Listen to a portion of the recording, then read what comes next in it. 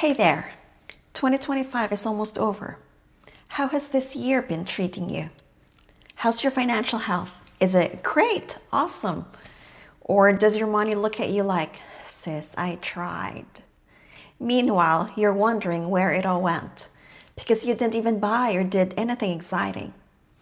And then you're thinking, why am I still living like this? Why do I have a job but not a financial life? You are not alone. And today, we are changing that. Not with overwhelm, not with shame, but with clarity, simplicity, and a whole lot of empowerment.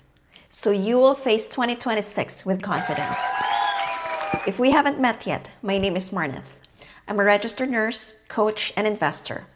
I retired from the workforce at 40, something I was able to do because I've always been intentional about managing my finances, saving diligently and investing part of every paycheck, because I knew I wanted options later in life.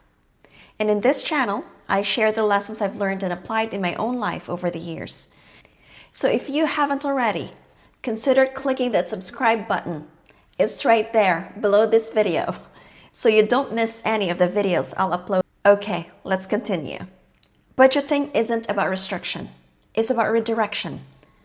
It's about taking your money where you want it to go, instead of watching it run wild like an unsupervised toddler. So let's talk about how to start budgeting and saving, even if you've never done it successfully before. The first step isn't numbers, it's awareness. Before all the spreadsheets, before the apps, before the highlighters, we start with something softer, something honest.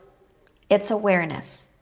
Just look at your money for 30 days, not judging, not criticizing, not spiraling, just observing. Where does it go? What patterns show up? What emotions come up? What do you avoid looking at?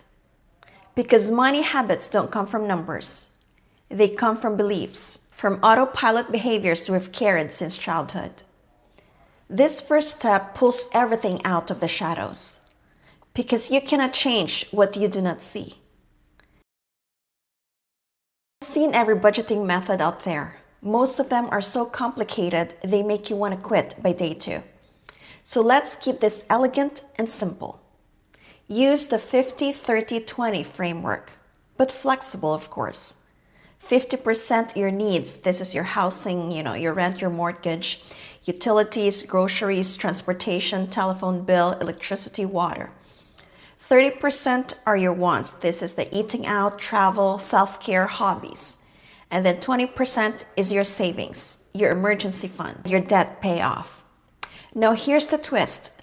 If you are starting from zero, don't aim for perfection. Just aim for progress. Maybe you can't save 20% yet. Fine. Start with 5%.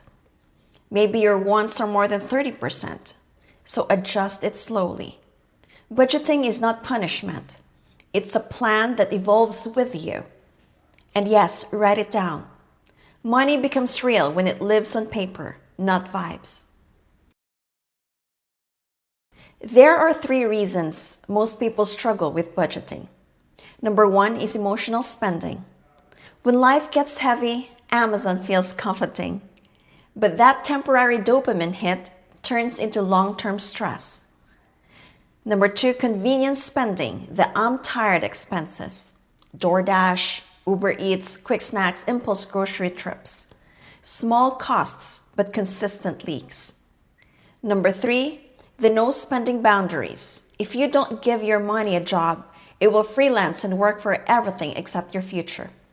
You're not bad with money.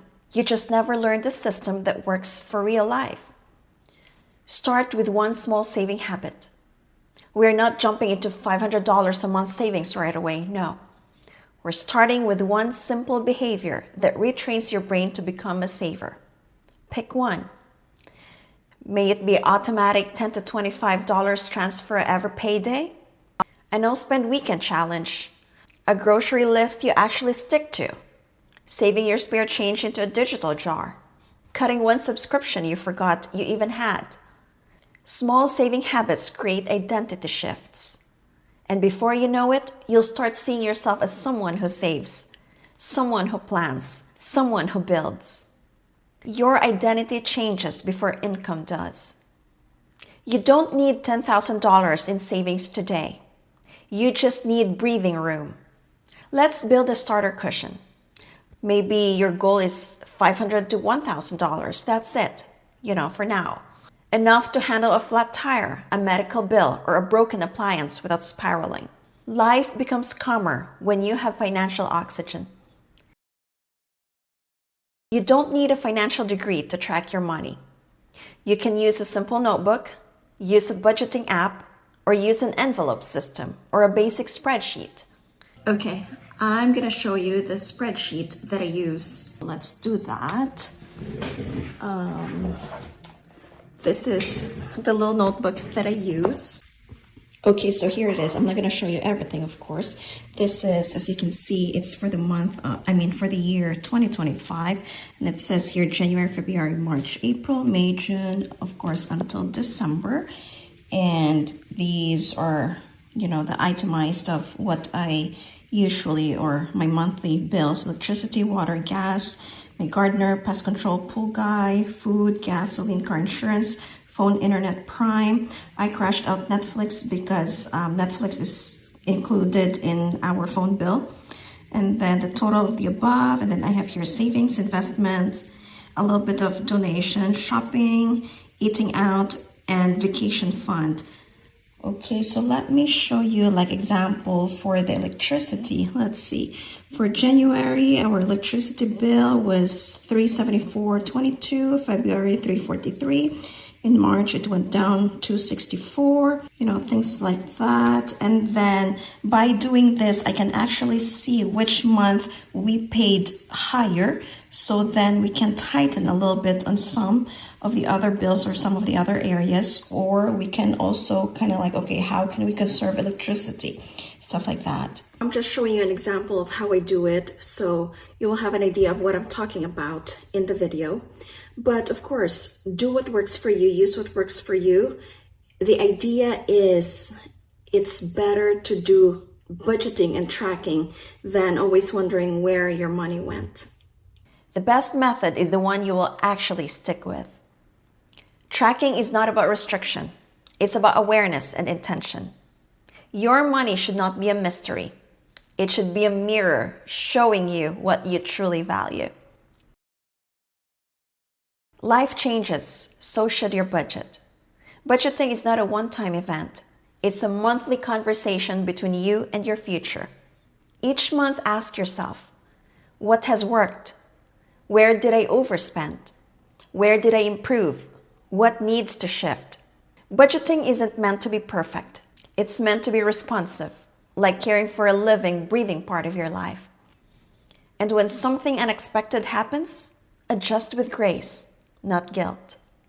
Here's the truth that hits differently after 40. Your future doesn't change with one big move. It changes with small decisions repeated consistently. Budgeting and saving aren't acts of deprivation. They are acts of self-respect. They say, I deserve a calm life. I deserve options. I deserve security. I deserve peace. So start simple. Start soft. But start today. Your money doesn't need perfection. It needs direction. And you are finally giving it one. Always remember, the right mindset changes everything.